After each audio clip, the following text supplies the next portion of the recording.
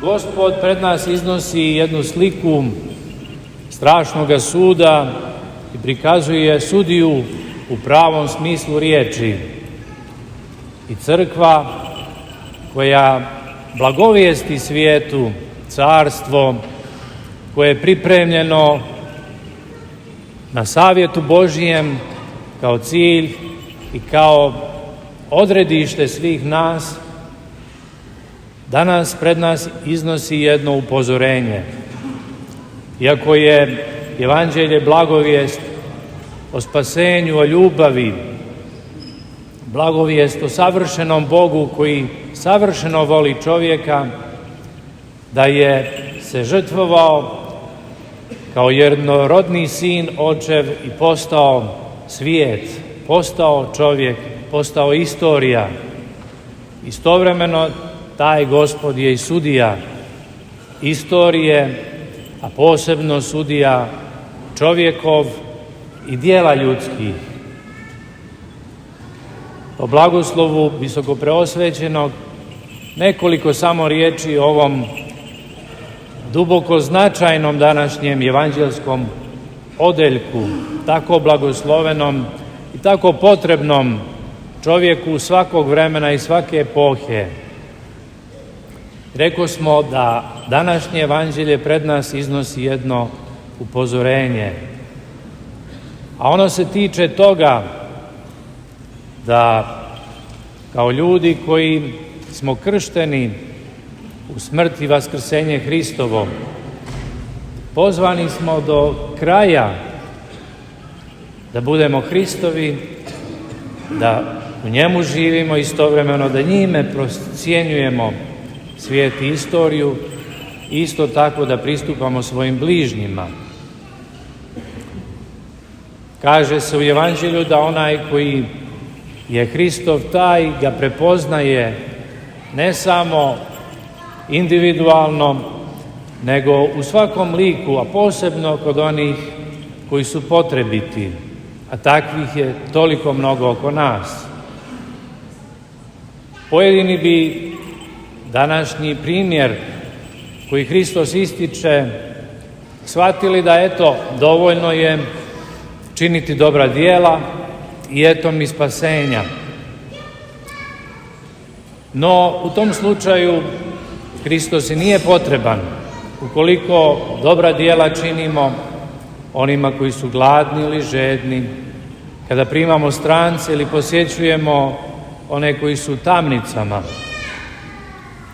No, i Evanđelje današnje, ali i crkva pred nas iznosi jednu važnu istinu. Ne može se ući u carstvo očevo, blagosloveno i pripremljeno prije postanja svijeta, ukoliko se ne prođe kroz Hrista, koji je se poistovjetio sa onima o kojima govori današnje Evanđelje. To bi značilo da Hristos stoji na tim vratima carstva i onaj koji želi da prođe treba da pokaže da ljubi, da voli i da prašta. Kao da mu Hristos kaže, ukoliko ne opraštaš, ne možeš da prođeš. I to je to upozorenje, draga braćo i sestre. Jednostavno, koje nam služi kao podsjetnik u svim našim podvizima, o kojima i apostol Pavle u današnjoj poslanici govori kada kaže da li postimo, da li ne postimo. Manje je važno od toga da li tim našim činom kod bližnjih, a posebno od njih slabih, izazivamo sablazan. I zato on kaže, ako ću nekoga sablažnjavati time što postim, da ću da mrsim do vijeka. I obratno, želi da nam kaže, i to govori apostol, da sablažnjavajući bližnjega mi samoga Hrista sablažnjavamo. I eto, dakle, sa tim podsjetnikom, živeći i nastavljajući podvig života u Hristu, a on ovih dana zadobije jedan poseban, neobičan oblik, podvig posta i uzdržavanja, ali je opet taj podvig u znaku ljubavi Hristove.